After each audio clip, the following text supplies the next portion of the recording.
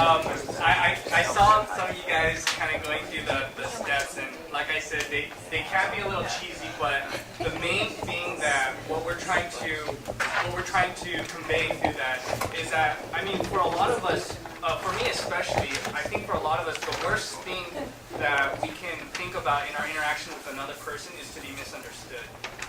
There's a lot of things that, if you're misunderstood, that means that they, completely don't get you. It's like they don't understand maybe your situation or the story, like the context that you may come out of. The worst feeling is really to kind of feel misunderstood by other people. They don't know the full story. They're judging you. They're making their judgments off of wrong information or incomplete information. That's kind of the worst feelings. And so within that, it's like to be able to, or one of the best feelings, within a group dynamic is to be heard, or to feel like you were heard by other people, where you can tell the full extent of who you are. Like when you feel that these people, they kind of get you, or they're able to relate with you on some level that you're comfortable with. And because of that, the idea of listening then becomes very crucial in your interactions with people. One of the worst feelings is if you're misunderstood, but we don't want that. And one of the best feelings that people can feel is to be heard, or to be understood, or to be, on the same level with you. With that, in your times together, we just want to see some feedback. Like maybe, I'll throw this out there. What were some hindrances or obstacles that you may have felt, or just you may have caught yourself, maybe your mind was wandering, or there's distractions, some things that kind of came to your attention while you were going through that exercise in that breakout session? John didn't listen to me. Yeah, just now. Or you can even share maybe, you can maybe share in other ideas, but particularly right now, like what were some things that, some of you guys may be really great listeners, but just maybe some of you can throw out some stuff that you've noticed in your time together. Yeah, I noticed one, like we were talking and then that was done, right? And then as she was going, something crossed my mind, like, I wanted to add that in, and I told myself, like, well, you don't know what to do. Yes, I know that. Yeah, because I can talk all day, right? So it doesn't matter. Yeah, no, I know exactly. As for this thing. Yeah. No, definitely. I think that's a big thing when you're sharing, or you're trying to tell your whole thing and you forget it, but then that part comes in when the other person's sharing, and it's just like it's kind of stinging with you, and you're debating. Yeah, trying to flick it off. Yeah, you're debating because we're really important to ourselves. No,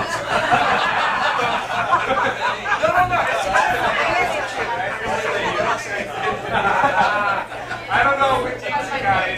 I don't know how that works. We can use some feedback over here. But you're debating to yourself.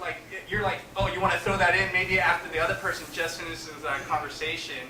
You can kind of put that little part that you forgot in there, or it may not even be that important. But yeah, that's a really big distraction. Any other examples?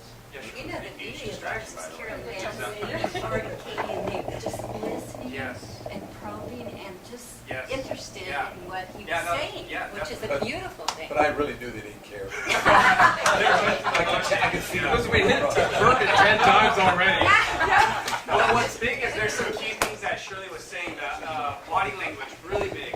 Leaning forward, and the active listening, where you're listening but you're asking questions of them, and that's keeping them engaged, and they really feed off of that when they're being asked questions to fully flesh out or to fully share their stories or whatever they're sharing. That's really big. Any other examples? Those are positive. Those are good things.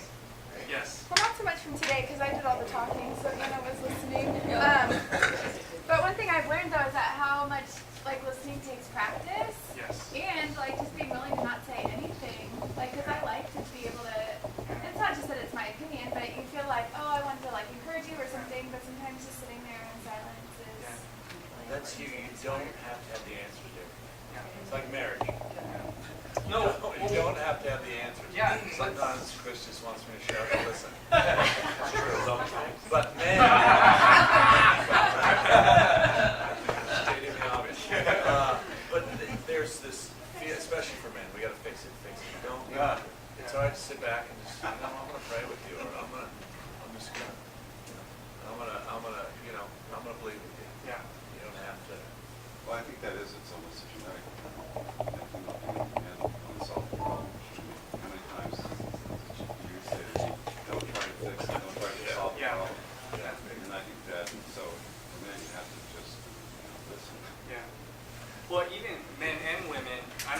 it's easier for women, but when Katura was talking about just listening, how many of us have difficulty listening to God in our relationship with Him? I mean, that's big. But if we're able to learn how to listen to other people, perhaps in our times with God, who doesn't speak normally in the same sense when we interact with other people, but to be able to hear God and to be silent or just to sit still and to listen to His voice is a really big discipline. It takes practice. So practice with people, practice with God. One more before I head over to Dusty. With the breakout sessions, are they going to be breaking out men in a session or women, or how? Dusty's going to talk about that. Yeah, he's going to talk about that's more in the prayer section. So, yeah.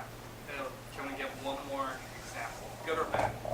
Yes. Well, when we were talking, he was looking at me, and sometimes, if people are looking around the room or looking at their watch or their cell phones. other people or yeah. Sorry. Yes, go ahead. It's like he was listening, Yeah. and then Sweet. I repeated back what I thought he said to me, and it was on something I repeated, and he said, not really, Yeah. So it shows I didn't really, you repeat it, and Yeah. then No, get it yeah, right. that's really big. Yeah, and that was one of the steps in there. A lot of us, one part of active listening is to repeat what they said, but in your own words. And what that does is, one, it could allow them to affirm what you heard. Yeah. But then also, they really feel that when they hear their thoughts or their words Yeah. restated to them in a different way through your mouth, that means you processed it, and now you made that connection with them. You really Yeah. made that understanding, and they feel that they've been heard. So that's a really big step in listening, is to be able to repeat that, and even to ask questions, to be, don't feel afraid to say, hey, I'm not sure if I completely got that right, or, I had a thought in my mind real quick. Could you repeat that again? It's fine to do that. That's being honest, at least, instead of just going, like you kind of zoned out for a good 5 minutes of the conversation. It's okay to be honest, and that's a really big thing. So, that's me. Able to come out and